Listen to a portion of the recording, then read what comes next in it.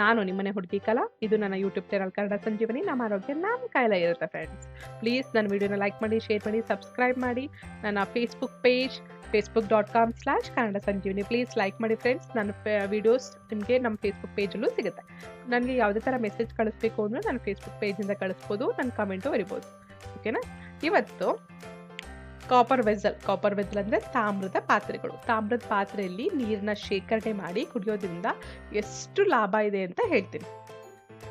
ನಮ್ಮ ಪೂರ್ವಿಕರು ಈ ಥರ ಯೂಸ್ ಮಾಡ್ತಿರೋ, ನಾವು ಚಿಕ್ಕ ವಯಸ್ಸಲ್ಲೂ ಎಲ್ಲರ ಮನೇಲೂ ಇರ್ತಿತ್ತು. ಬಟ್ ಇವಾಗ ತುಂಬ ಕಡಿಮೆ. ಇದರಲ್ಲಿ ಶೇಖರಣೆ ಮಾಡಿ ರಾತ್ರಿ ಆ ನೀರು ಬೆಳಗ್ಗೆ ಕುಡಿಯೋದ್ರಿಂದ ತುಂಬ ಲಾಭ ಇದೆ. ಬೇಕಾದ್ರೆ ರಾತ್ರಿ ಈ ಥರ ಅಂದರೆ ಮಿನಿಮಮ್ ಅದರಲ್ಲಿ 8 ಗಂಟೆ ಶೇಖರಣೆ ಮಾಡಿರಬೇಕು. ತಾಮ್ರದ ಪಾತ್ರೆಲಾದರೂ, ತಾಮ್ರದ ಚೊಂಬಲ್ಲಿ, ತಾಮ್ರದ ಜಗ್, ಇತ್ತೀಚೆಗೆ ಸಿಗೋದು ಜಗ್ಗಲ್ಲಿ ನೀರನ್ನ ಶೇಖರಣೆ ಮಾಡಿ, ಅಂದರೆ 8 ಗಂಟೆ ರಾತ್ರಿ ಶೇಖರಣೆ ಮಾಡಿ ಬೆಳಗ್ಗೆ ನೀರು ಕುಡಿಬೇಕು. 8 ಗಂಟೆ ಅದ್ರಲ್ಲಿ ಶೇಖರಣೆ ಆಗಿದ್ರೆ ಮಾತ್ರ ಅದಕ್ಕೆ ಒಂದು ಪವರ್ ಬರುತ್ತೆ. ಮೀನ್ಸ್ ಅದಕ್ಕೆ ಒಂದು ಶಕ್ತಿ ಥರ ಬರುತ್ತೆ. ಅದರಿಂದನೇ ತುಂಬ ಉಪಯೋಗ ಇರುತ್ತೆ.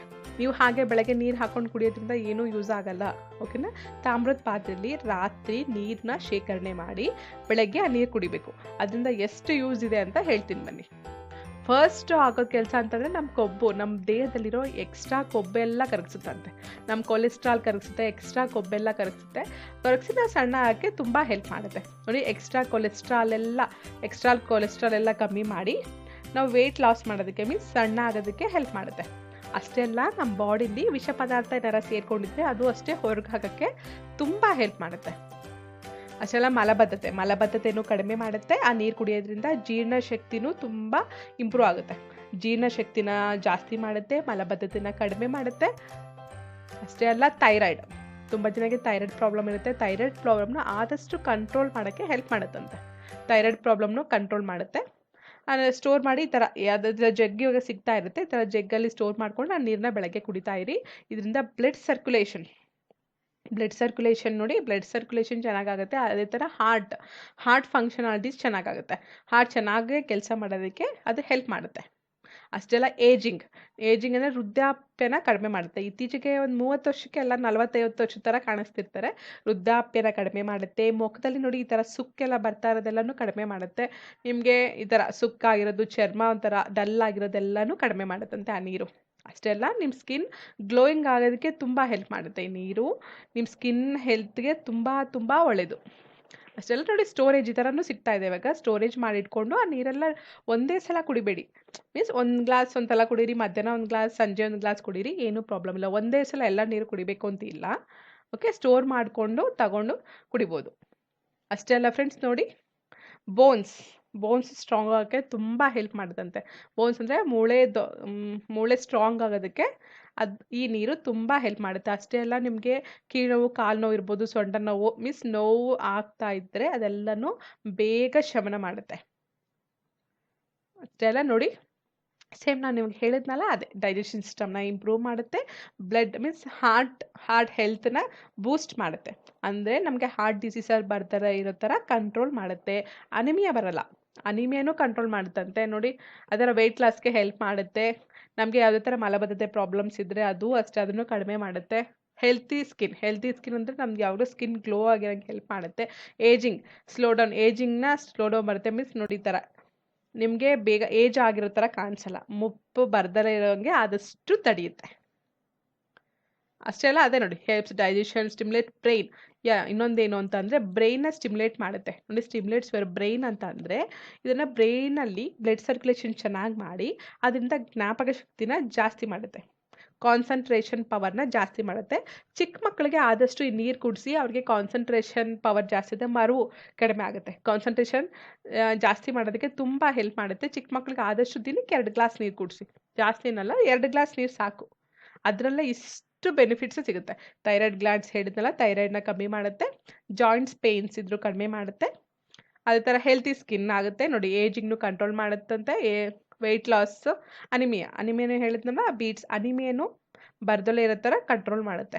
ಅಷ್ಟೇ ಅಲ್ಲ, ನಿಮ್ಗೆ ಯಾವ್ದಾದ್ರು ಚಿಕ್ಕ ಪುಟ್ಟ ಗಾಯ ಆಗಿದ್ದರೆ ಅದನ್ನ ಬೇಗ ಅದು ಕಮ್ಮಿ ಆಗೋಕ್ಕೂ ಹೆಲ್ಪ್ ಮಾಡುತ್ತೆ. ಹೈಪರ್ ಟೆನ್ಷನ್, ತುಂಬ ಜನಕ್ಕೆ ಹೈಪರ್ ಟೆನ್ಷನ್ ಇರುತ್ತೆ, ಹೈಪರ್ ಟೆನ್ಷನ್ನು ಕಂಟ್ರೋಲ್ ಮಾಡುತ್ತಂತೆ. ಅಷ್ಟೇ ಅಲ್ಲ, ಮೇನಾಗಿ ಕ್ಯಾನ್ಸರ್ ಏನಾದ್ರು ಇನಿಷಿಯಲ್ ಸ್ಟೇಜಲ್ಲಿದ್ದರೆ ಅದು ನಿಜವಾಗ್ಲೂ ಕ್ಯಾನ್ಸರ್ಗೆ ಫೈಟ್ ಮಾಡುತ್ತೆ ಈ ನೀರು. ನೋಡಿ ಇಲ್ಲಿ ಹನ್ನೊಂದು ಬೆನಿಫಿಟ್ಸ್ ಇಲ್ಲಿ ಬರ್ದಿದ್ದೀನಿ ನೋಡಿ, ನೋಡ್ಕೊಬಿಡಿ ಬೇಕಾದ್ರೆ ಮತ್ತೆ ಇನ್ನೊಂದ್ಸಲ ಸೇಮ್ ಅದೇ ಥರ ಕಿಲ್ಸ್ ಬ್ಯಾಕ್ಟೀರಿಯಾ. ಇನ್ನೊಂದೇನು ಅಂತ ಅಂದರೆ ಇದರಲ್ಲಿ ಆ್ಯಂಟಿ ಬ್ಯಾಕ್ಟೀರಿಯಲ್ ಲಕ್ಷಣ ಇರುತ್ತೆ.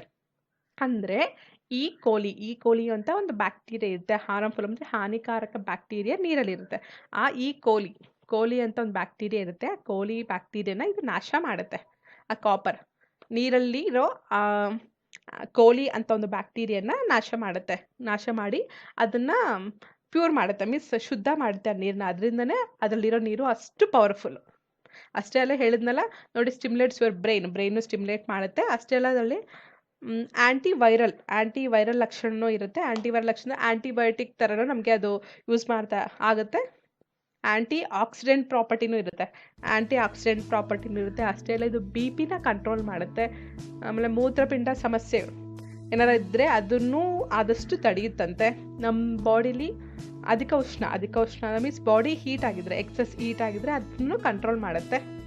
ಆಮೇಲೆ ಮೇಯ್ನಾಗಿ ರೋಗ ನಿರೋಧಕ ಶಕ್ತಿನ ಜಾಸ್ತಿ ಮಾಡುತ್ತೆ. ಎಷ್ಟೊಂದಿದೆ, ತುಂಬ ಬೆನಿಫಿಟ್ಸ್ ಇದೆ ನೋಡಿ. ಅಲ್ಲಿ ಹೇಳಿದ್ನಲ್ಲ ಸೇಮ್ ಅದೇ ಇಲ್ಲಿದೆ. Skin health, ageing, digestion, anaemia ಎಲ್ಲದ್ರ ಬಗ್ಗೆನೂ ಫೈಟ್ ಮಾಡುತ್ತೆ. ಕ್ಯಾನ್ಸರ್ನು ಫೈಟ್ ಮಾಡುತ್ತೆ. ಇಷ್ಟು ಬೆನಿಫಿಟ್ಸ್ ಇದೆ. ಯಾವಾಗ ಬರುತ್ತೆ ಇಷ್ಟು ಮೀನ್ಸ್ ಒಂದು ಪವರ್ ಬೂಸ್ಟರ್ ಥರ ಇದು ಹೆಲ್ಪ್ ಮಾಡುತ್ತೆ. ಈ ನೀರು ಯಾವಾಗ ಅಂದರೆ ಮಿನಿಮಮ್ ನೀವು 8 ಗಂಟೆ ನೀರನ್ನ ಸ್ಟೋರ್ ಮಾಡಬೇಕು, ಶೇಖರಣೆ ಮಾಡಿರಬೇಕು. ರಾತ್ರಿ ಅದನ್ನ ನೀರನ್ನ ಶೇಖರಣೆ ಮಾಡಿ, ಈ ಥರ ಒಂದು ಚೊಂಬುನಾರು ಜಗ್ಗಾರು ತೊಗೊಳ್ಳಿ, ಶೇಖರಣೆ ಮಾಡಿ ಬೆಳಗ್ಗೆ ಆ ನೀರನ್ನ ಕುಡೀರಿ. ಬೆಳಗ್ಗೆ ಎದ್ದ ತಕ್ಷಣ ಕುಡಿಬೋದು, ಇಲ್ಲಾಂತಂದರೆ ಆ ದಿನ ಫುಲ್ ಕುಡಿಬೋದು. ಮ್ಯಾಕ್ಸಿಮಮ್ 1 ಲೀಟರ್ ಸಾಕು. ನಮಗೆ 2ರಿಂದ 3 ಗ್ಲಾಸ್ ಅಷ್ಟು ನೀರು ಸಾಕಾಗುತ್ತೆ. ಇಷ್ಟು ಬೆನಿಫಿಟ್ಸು ಆ 2ರಿಂದ 3 ಗ್ಲಾಸ್ ನೀರಲ್ಲೇ ಸಿಗುತ್ತೆ ಫ್ರೆಂಡ್ಸ್. ನೀವು ನಾನು ಹೇಳಿದೆ ಅಂದ್ಬಿಟ್ಟು 2-3 ಲೀಟ್ರು 4 ಲೀಟ್ರೆಲ್ಲ ಇದರಲ್ಲಿ ಸ್ಟೋರ್ ಮಾಡಿಕೊಂಡು ಕುಡಿಬೇಡಿ. ಅದರಿಂದನೂ ಸ್ವಲ್ಪ ಪ್ರಾಬ್ಲಮ್ಸ್ ಆಗೋ ಚಾನ್ಸಸ್ ಇರುತ್ತೆ. ಅಂದರೆ too much of metal Ken harmful. ಅದರಿಂದ ಕಾಪರ್ ಕಂಟೆಂಟ್ ನಮ್ಮ ಬಾಡಿನ ಸೇರಿಕೊಂಡು ಸ್ವಲ್ಪ ಏನಾರ ಪ್ರಾಬ್ಲಮ್ ಆಗೋ ಚಾನ್ಸಸ್ ಇರುತ್ತಂತೆ. ಸೊ ಆದಷ್ಟು ಕುಡಿಯೋಕ್ಕೆ ಹೇಳಿದೆ ಅಂದ್ಬಿಟ್ಟು ಅಷ್ಟೊಂದೆಲ್ಲ ಕುಡಿಬೇಡಿ. 1 ಲೀಟರ್ ನೀರು ಸಾಕು. 2ರಿಂದ 3 ಗ್ಲಾಸ್ ಸಾಕಾಗುತ್ತೆ. ಮ್ಯಾಕ್ಸಿಮಮ್ 1 ಲೀಟರ್ ನೀರು ಕುಡೀರಿ. ಅಂದರೆ ಶೇಖರಣೆ ಮಾಡಿರೋ ತಾಮ್ರದ ಪಾತ್ರೆಯಲ್ಲಿ ಶೇಖರಣೆ ಮಾಡಿರೋ ನೀರು 1 ಲೀಟರ್ ಅಷ್ಟಾದರೂ ಕುಡೀರಿ. ಓಕೆನಾ? ಮಕ್ಕಳಿಗೂ ಅಷ್ಟೇ 2 ಗ್ಲಾಸ್ ನೀರು ಸಾಕು ಒಂದಿನಕ್ಕೆ. ಅಷ್ಟು ಕುಡಿಸಿ, ಜಾಸ್ತಿನೇ ಯೂಸ್ ಮಾಡಬೇಡಿ. ಅಂದರೆ ಅತಿಯಾದ ಅಮೃತನೂ ವಿಷ ಆಗುತ್ತೆ ಒಂದೊಂದು ಸಲ. ಅದಕ್ಕೋಸ್ಕರ ಲಿಮಿಟಲ್ಲೇ ಇರಿ. ಇಷ್ಟು ಫಂಕ್ಷನ್ಸ್ಗೆಲ್ಲ ಫೈಟ್ ಮಾಡುತ್ತೆ, ಅಷ್ಟು ಒಳ್ಳೇದಿದೆ. ಇವತ್ತೇ ಹೋಗಿ ತಗೊಳ್ಳಿ. ಮಿಸ್ ನೋಡಿ, ತಾಮ್ರದ ಜಗ್ ಸಿಗ್ತಾ ಇದೆ, ಕಾಮನಾಗಿ ಎಲ್ಲರಿಗೂ ಸಿಗುತ್ತೆ. ತಾಮ್ರದ ಜಗ್ಗು, ತಾಮ್ರದ ಬಾಟಲ್ ಸಿಗುತ್ತೆ.